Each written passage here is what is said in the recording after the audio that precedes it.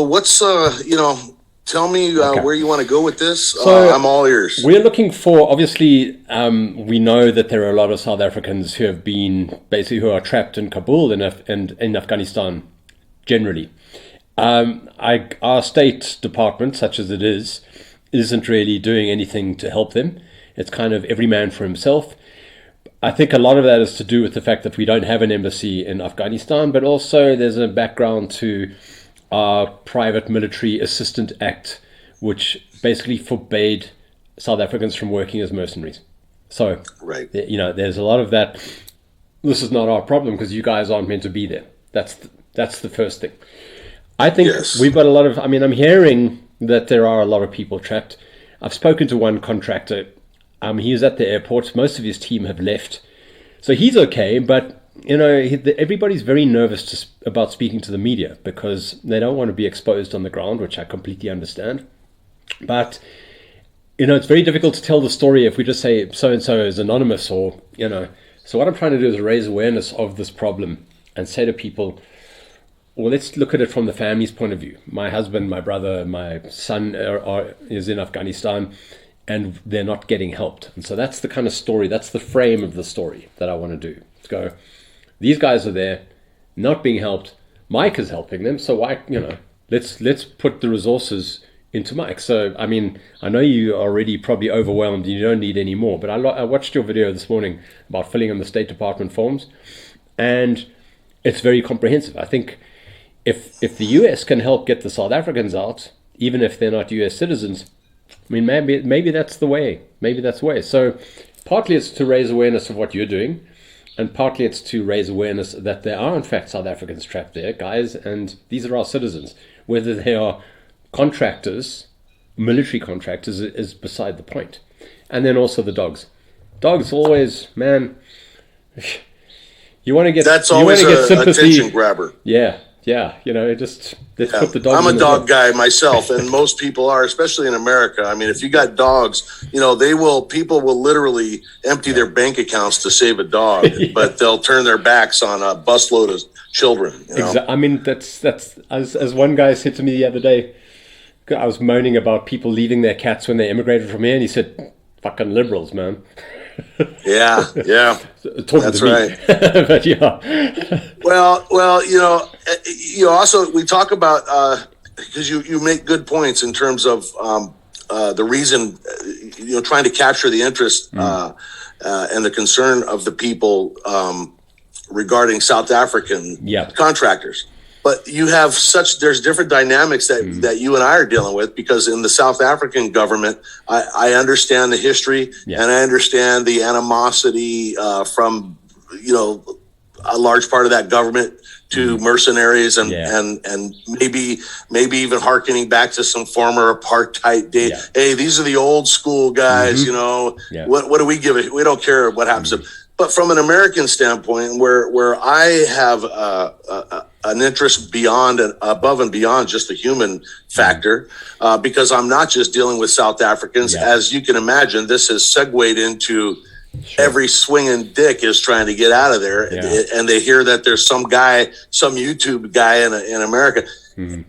My biggest fear is that I don't want to give hope I don't want to give too much hope where I can't produce. But my level of interest is highly motivated by the fact that, look, South African contractors have been risking their ass for American brass for over 21 years. I've got friends, South African friends, that have fought endlessly in Iraq and Afghanistan. And they were also doing things like up close and personal bodyguard protection for, generals, all the way up to 5-star generals. They risk their asses for our people. And so if I got to throw guilt grenades, around until somebody picks one up, that's what I want to do. And that's as much as I'm so excited that you're getting involved, and I can't thank you enough from the bottom of my heart. It sure would be nice if CNN or somebody in the States would be talking about this. And I don't know why they're not. To me, this is obviously I'm not the most liberal guy in the world, but like I've said, I'll freaking blow Joe Biden on national TV if it'll save a life. I'll put all my politics aside. We're talking about saving people's lives here. Yeah. I mean, I saw in that video you said that you've got Afghan Special Forces guys contacting you directly. I mean, it's terrible. a tragedy of epic proportions, you know, and it's sad. They're sending me. I wish you could see it. I mean, they're sending me it's heartbreaking. Hey, I'm Abdul so and so. My father is this, that, and the other thing. And I attended Special Forces training through this, and then they have their little American certificate of completion. And they're like, hey, I'm like within 3 blocks of the airport, and my family and I are not going to survive if we don't get out of here. Yeah. What do I do with that? How do I get that and then go pet my dog or go to bed? See, that's where I'm at. Yeah. I feel very frustrated, brother, because honestly, I feel like I'm shoveling shit against the tide. I'm a guy that's not afraid to get his voice out there. But at the end of the day, what am I really doing that's effective? I don't feel like I'm being effective at all. I feel I've got all this information of all these different people and where they're at and who they are. And they're not just South Africans. I got Ugandese, 5 Zimbabweans, 2 Filipinos. I got, what do I do with this? I'm not the Pentagon. Mike, I mean, just to go a bit of background. First thing, I'm recording this. I hope that's okay. Are you? Yeah, no, as am I. Yeah, great. That's fine. And so, I mean, I'd like this to be on the record, but I will, if there's anything I should clean up my language then. No. Language is good, because I think, if you want to capture somebody's attention, the odd expletive really helps. A nice, well-placed F-bomb could be effective, but you don't want to overdo it. No, sure. So, I mean, were you involved in Afghanistan ever? I mean, is this how you've... No, okay. Right. No, this was all. I'll be 60 on my next birthday, so I've kind of missed every conflict. Right. You understand? So I was sort of a Cold War guy. I'm an ex-paratrooper, but my career world has been law enforcement. Sure. Okay. All right. So I mean, let's just drill down to basic numbers here. I mean, are the guys coming to you firstly because of your YouTube? Is because of your YouTube presence that you can help them? I mean, are they responding to that? Or I actually got involved. I get this a lot. People say, Mike, what is your connection with South Africa? I mean, because I don't. Why are you working so hard? I mean, as you probably know, I've taken in a South African family, and I fell into it because I'm the kind of guy that if the day is going calm, I'll figure out a way to stir up shit and get involved in it. And then I can feel like a victim, like, why am I so wrapped up in this? But the truth of the matter is, with what was going on with the farm attacks and everything, I stumbled into that years ago. Okay. And I'm a guy that if I have more than 10 people listening to me, I think it's valuable to give my opinion out, And so that's how that happened. And that segued into a heavy involvement with trying to raise awareness with various issues in South Africa. Okay. Cool. And not that America doesn't have enough problems where I could sometimes it's good to look somewhere else just to get a break from what's going on here. It's kind of us looking at America and going, shit, at least we don't have their problems. And I get people all the time asking me, man, why don't you just clean up your own yard? Why are you screwing around South Africa? Look, it really comes down to a humanitarian thing. Exactly. Honestly, I don't give a shit what color people are, and I don't care where they're from. Yeah. If there's somebody being abused and it's my personality. I'm not a hero. I'm not some guy that wants to be looked at as a savior. Yeah. But I also am not the guy that can look at an accident and drive by and say, I hope somebody helps. Yeah. I will get out and help. Yeah. It's just who I am. Yeah. And so that's sort of what happened. And my name and channel it became sort of a South African connection. Okay. And then when this happened, of course, I start getting information about. I got a really good buddy of mine, and he's a South African. Yeah, and he and I were talking, and he has spent years as an operator in Iraq and Afghanistan, and it was him in the midst of a conversation, and he said, "Man, we got people over there, and we don't have an embassy." He planted the seed. Yeah, okay. And I'm going to leave his name out of it because he's not the kind of guy. He doesn't want his name involved in anything. But when him and I finished that conversation, that's when I immediately go to YouTube because if I make enough noise and rattle enough cages, somebody like you might actually get in touch with me. Yeah, sure. And it's not about me. It's not about somebody going, hey, Mike, you're really doing a good job. Quite frankly, I don't feel like I'm being effective at all, as I said earlier. Yeah. I feel very frustrated in this operation. Yeah. But who knows? You light one candle at a time, and who knows what you're going to do with this information? Sure. Who's going to hear what you have to say? And at the end of the day, look, man, this sounds very corny, but I truly believe it. If we get one guy and we save one guy, then it's worth everything. Sure. And that's just the brass tacks of it. Sure. And so the response, I mean, it's not just been South Africans by the sounds of things, but like from a lot of people. How many people have come to you so far? Okay, so, well, now I'm trying, and I'm not I'm like the worst guy in the world to be trying to run something in an organized fashion. I'm like an ADD guy. I'm a lights and sirens guy and shiny objects. You start getting into flow charts and my nose starts bleeding. I'm like, wait, I can't even read my own writing. So what happens is I've been up for the last few days trying to keep accurate numbers, but they change. I've asked, and you probably saw some of these videos, these follow-ups, for people to, and an email blast too. I'm saying, let me know when somebody gets out so I can get them off my list. So my list is changing every 20 minutes. Right now, I've got five people from Uganda that need to get out and are in fear for their life. I've got 5 from Zimbabwe, 2 Filipinos. I've got 21 South Africans, 10 Afghanistan nationals that have personally come forward to me, how they got my information. And I'm going to follow up on something on that. And then there's a miscellaneous other countries. I've got 20 from all over. Now, these people are doing different jobs over there and they are feeling abandoned and they're terrified. Now, make no mistake about it. I was born at night, but not last night. And I have received some information and requests from people that I don't just assume that what somebody says to me is legit. Yeah. For example, I've got, hey, I'm so-and-so and I stay in Pakistan, and why don't you give me the names and locations of these people and I can help get them. Yeah. Okay. I'll just send it right over.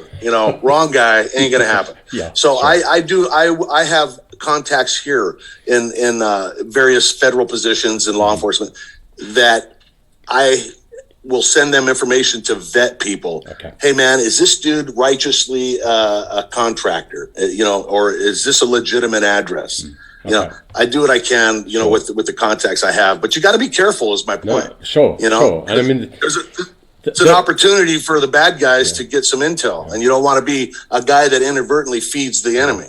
I know, and this has been part of the pushback against me trying to get stories. I understand completely that people don't want their names used and they don't want their audio used because, fuck it, I mean, it puts them on the spot. Unfortunately, being a journalist, it's the anonymous source is the worst source. You know what I'm saying? So I'm kind of walking this. I do know from a law enforcement perspective, it's the same. Yeah. You go into a trial and your whole case is hinging on an anonymous source. Yeah. Who's to say I'm not making it up? Exactly. So it's a problem. We've covered ourselves in shit over the years for using anonymous sources. So there's very much in our press code we can't do it. But anyway, I mean, this is special needs. The situation demands a kind of more flexible approach. I was wondering if you'd be able to put me in touch with any of the families of people who've contacted you, or is that too much of an ask? No, what I'll do is as soon as we're done here, I'll just reach out to them and ask them. And if they're okay with it, I'll send you what I have. Great. That would be great.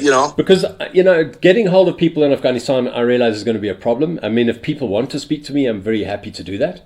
And, the thing is that having a face or having a voice really kind of takes it away from the abstract and makes the story, here is someone who's suffering, I got a couple in mind right now. I've got a couple in mind that I'm thinking would be happy to, because people's fathers are over there, and yeah. people are freaking out, man.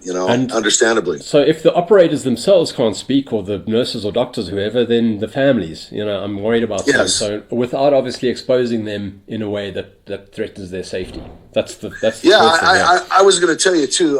Just before I forget, there was because some of them, they're not all operators. Some are pilots. Yeah.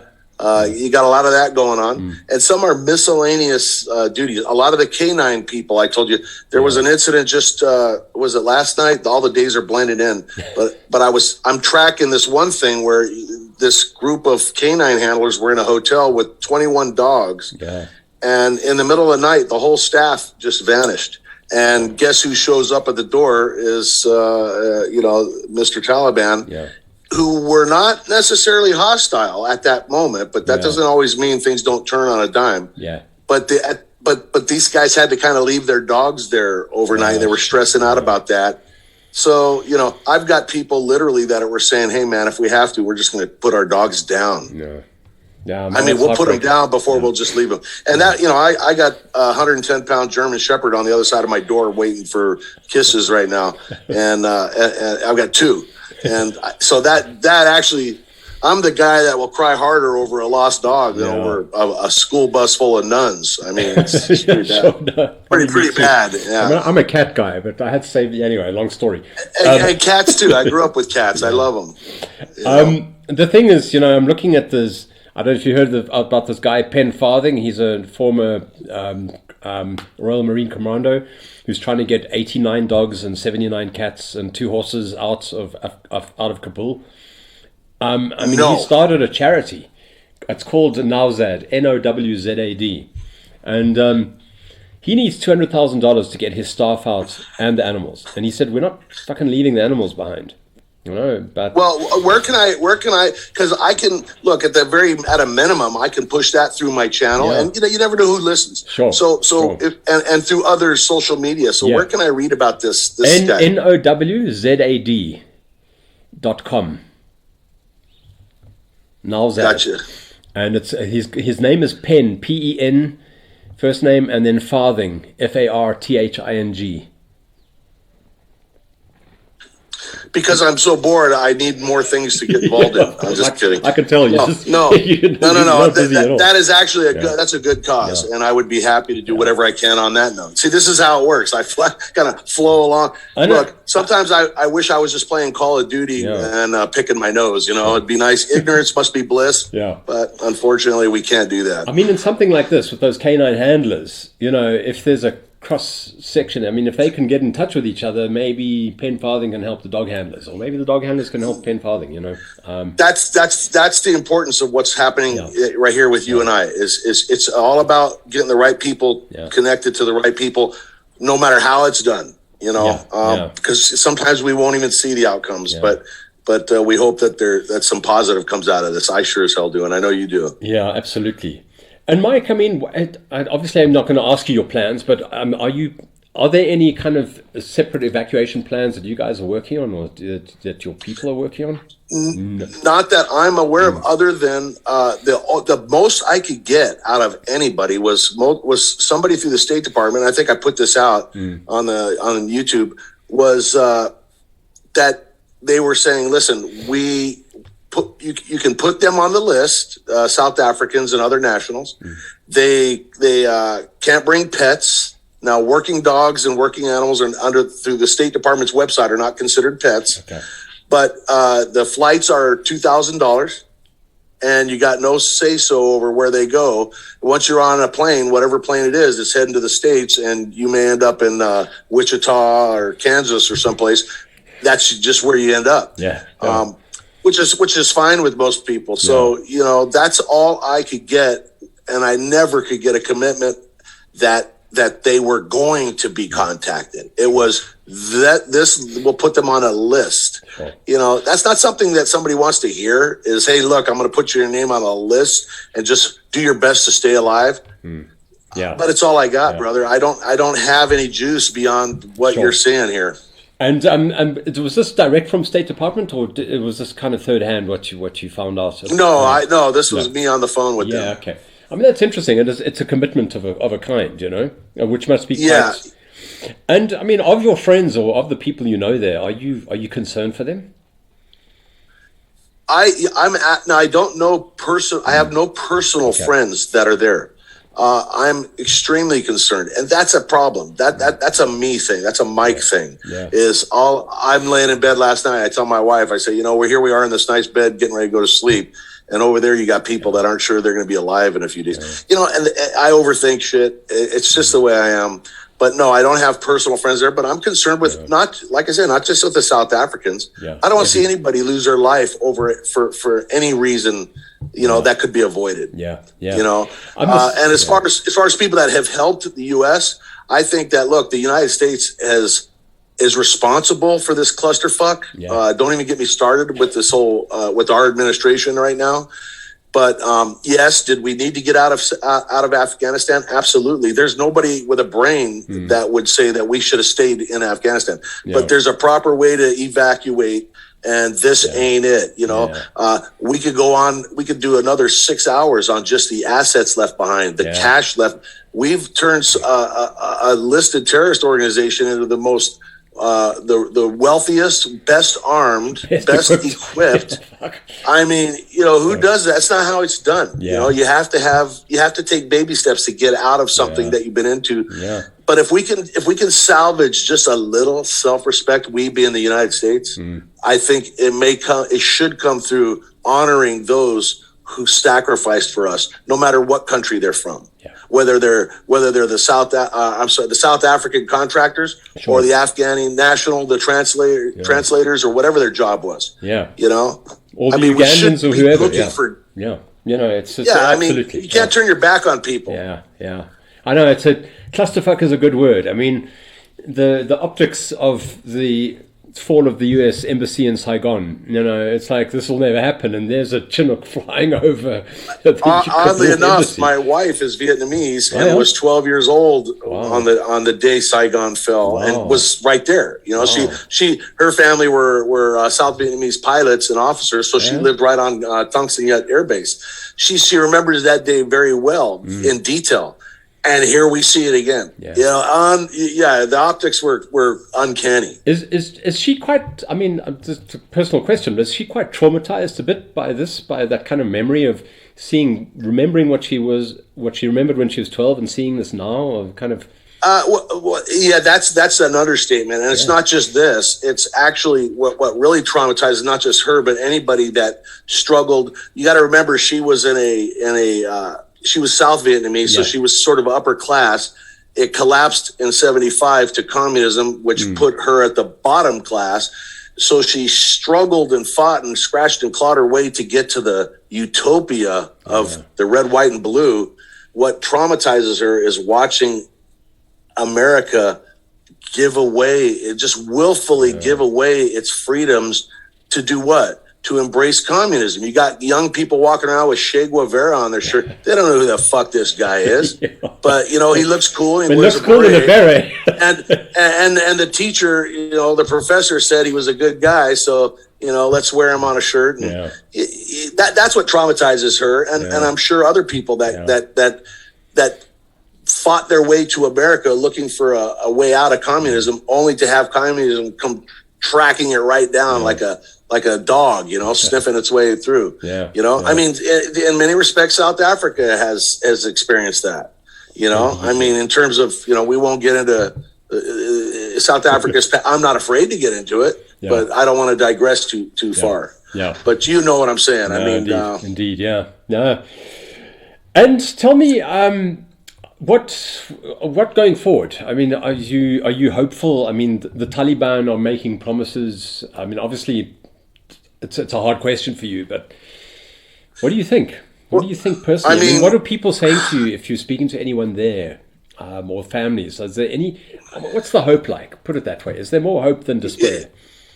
Hope in terms of the future of Afghanistan? Well, also for a kind of, we're not going to hurt your family members. They are going to be let go. That is, I can only go off of my own intuition. I don't have any magical connection to somebody that knows something. Yeah. I can say that the Taliban is is presenting an image right now. They're working very hard to show there's yesterday's Taliban and there's today's Taliban. And now, are they being 100% honest? I mean, look, at the end of the day, they're kind of politicians, and what politician is being honest ever?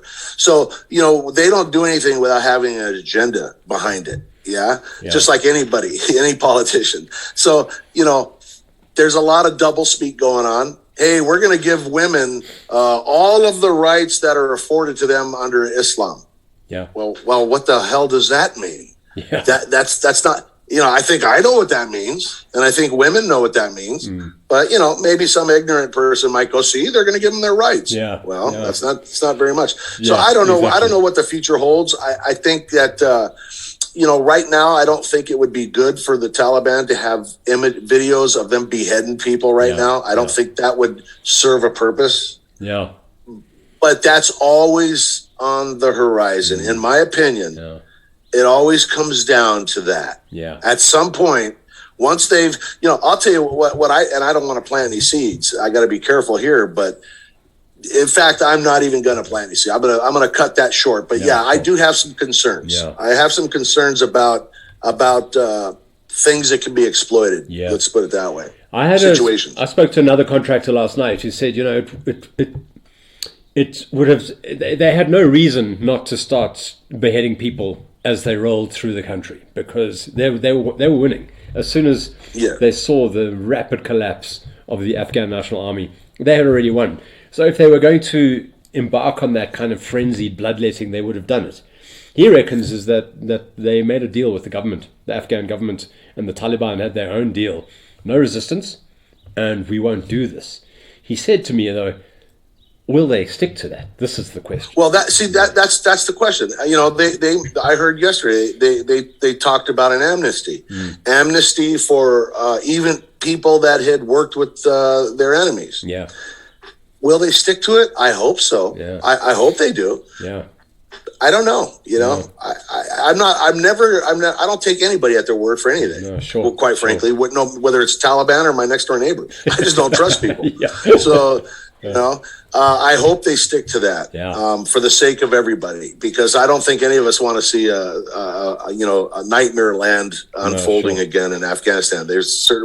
We've all seen enough of that. Yeah, there's an interesting kind of possible twist to this, and that's the involvement of China and Russia, who obviously have been courting Afghanistan for reasons that I don't really understand, because there's no oil or gas, but I suppose it's strategic in the roots and also poppy seeds, I mean, look, that's been going on since time began. I mean, exactly. every empire ultimately finds itself on the sands of Afghanistan, easily entering and then struggling to get the hell out. Yeah. I mean, it's always that way. Alexander the Great, said that. Easy to march into, hard to march out of.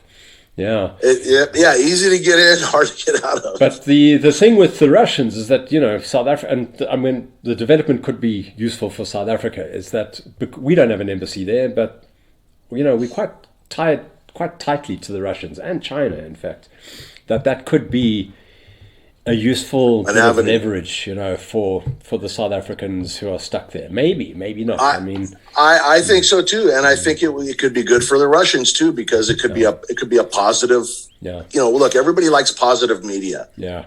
Everybody likes that. Yeah. And you know what? If Russia could be seen, or even China, as like, hey, look at us. Yeah. If they want a virtue signal.